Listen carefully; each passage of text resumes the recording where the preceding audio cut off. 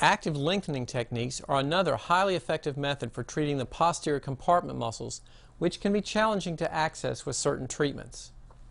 I'm going to begin this technique by having my client slide down towards this end of the table and get into a side-lying position.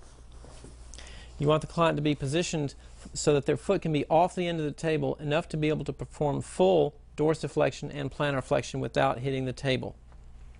Since we're focusing the deep posterior compartment muscles, they're going to be lengthened during dorsiflexion and shortened during plantar flexion. So the stripping technique will be applied during the dorsiflexion and pause during the plantar flexion. So here, let's keep that going. Kim, just keep this going right about this pace right here. Good. And you can do this with one thumb, for example. Strip, pause, strip, pause, strip. Working up the whole length of those deep posterior compartment muscle attachments on the back side of the tibia, getting up into the soleus in the upper portion. We could also do this with two thumbs if you wanted.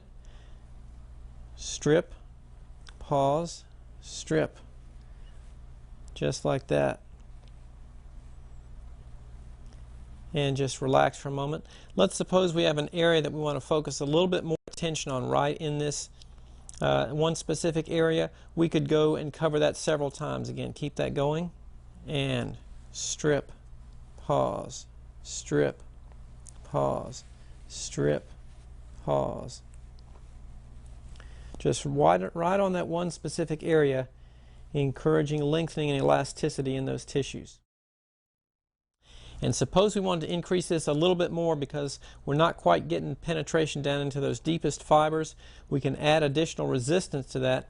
I can simply push on the bottom of her foot and say, Kim, hold this here and don't let me move it. And now slowly let that go. As she slowly lets that go, we're getting an eccentric activation in those deep posterior compartment muscles. So here's what that'll look like with the treatment. Hold this here and slowly let it go. Good. So the active engagement techniques can be done with a couple different variations, but they're very effective in addressing the chronic tension, tightness that happens in those deep posterior compartment muscles.